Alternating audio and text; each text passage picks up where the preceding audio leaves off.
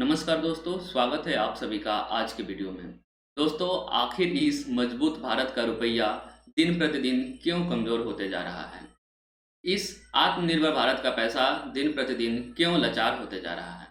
यह बात सन 1947 का है, जब हमारा देश आज़ाद हुआ था।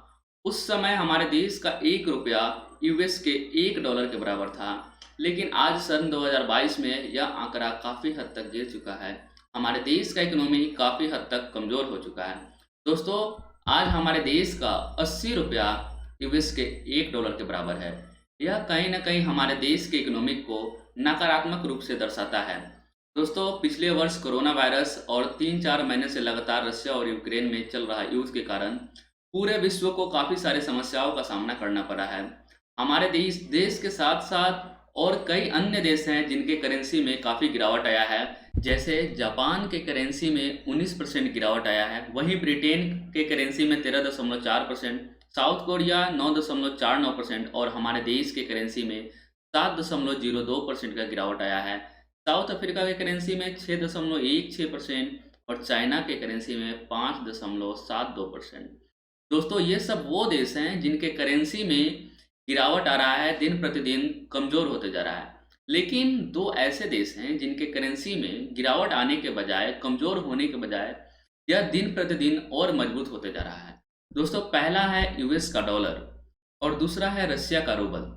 दोस्तों, यह वही दोनों देश हैं जो रशिया और यूक्रेन में चल रहा युद्ध का जिम्मेदार हैं।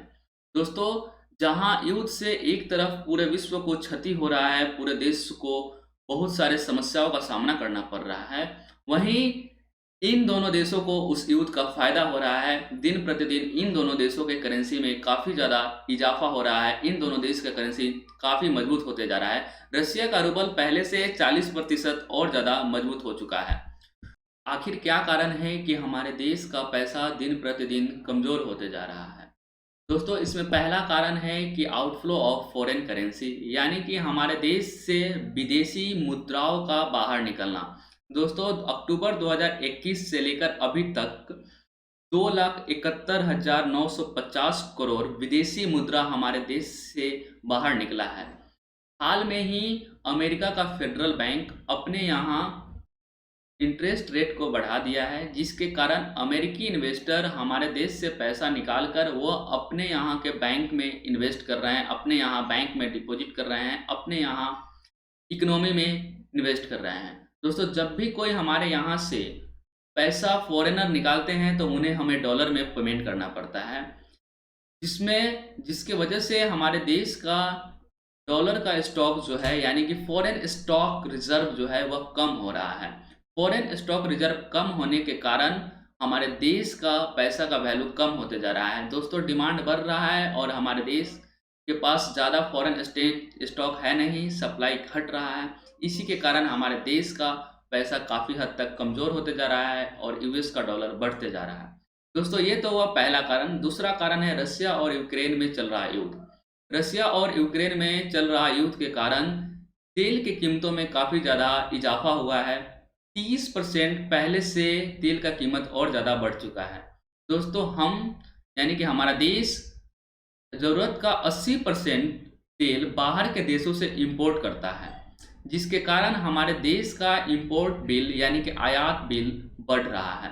दोस्तों, हम बाहर के देशों से जब तेल को इंपोर्ट कराते हैं तो हम उन्हें डॉलर में पेमेंट करते हैं। डॉलर में पेमेंट करने के कारण हमारे देश का फॉरेन स्टॉक रिजर्व कम हो रहा है। दोस्तों, हमारे देश के पास अत्यधिक मात्रा में डॉलर अवेलेबल नहीं है, क्योंकि पहले ही इन्वेस्टर हमारे देश से अपना पैसा निकाल रहे हैं। दूसरा, हमें महंगे दामों पे तेल को खरीदना पड़ रहा है, जिससे हमारे देश का फॉरेन स्टॉक रिजर्व जो है करेंसी का कम होते जा रहा है। दोस्तों, इन सभी के कारण हमारे देश का करेंसी काफ़ी हद तक कमज़ोर होते जा रहा है। दोस्तों, इसका क्या इम्पैक्ट हमारे देश के इकोनॉमी पे होता है, क्या इसका इम्पैक्ट इस देश के आम जनता पे होगा? दोस्तों, हर सिक्का का दो पहलू होता है, पॉजिटिव और निगेटिव। दोस्तों, इसका पॉजिटिव इम्पैक्ट यह है कि हमारे देश का एक्सपोर्ट बढ़ जाएगा, हमारे देश के बिजनेसमैन अपना एक्सपोर्ट को बढ़ा देंगे।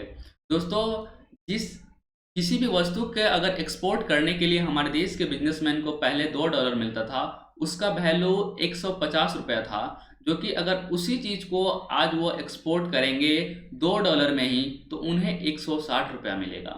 इससे हमारे देश के जो बिजनेसमैन होंगे वो चाहेंगे कि हम अपने गुड्स को ज़्यादा से ज़्यादा एक्सपोर्ट करें, जिससे अगेन हमारे देश में फॉरेन करेंसी का स्टॉक बढ़ेगा। आने वाले समय में अगर यह सिलसिला कंटिन्यू रहा तो हमारे देश के करेंसी का वैल्यू बढ़ सकता है, हमारे देश का इकोनॉमिक सुधर सकता है। दोस्तों, दूसरा इसका नेगेटिव इम्पैक्ट यह होगा कि हमारे देश का महंगाई बढ़ जाएगा। दोस्तों, अगर मान लीजिए कि तेल ज़्यादा दाम पे अगर हम इंपोर्ट करेंगे तो हमारे देश का ट्रांसपोर्टेशन बढ़ जाएगा। ट्रांसपोर्टेशन बढ़ने के कारण आम सभी भी ज़रूरत के चीज़ों का दाम बढ़ जाएगा, जिसके कारण हम सभी को काफ़ी सारे समस्याओं का सामना करना पड़ेगा। अगर ओवरऑल देखा जाए तो कहीं ना कहीं ये हमारे देश के इकोनॉमिक को नकारात्मक रूप से प्रभाव कर रहा है। दोस्तों, इन्फ्लेशन के बारे में अगर आपको और अधिक जानना है तो हम इसका डिटेल वीडियो बना रखे हैं, आपको इसका लिंक डिस्क्रिप्शन में मिल जाएगा। धन्यवाद दोस्तों इस वीडियो को देखने के लिए। मिलते हैं आपको जल्द ही नेक्स्ट वीडियो में।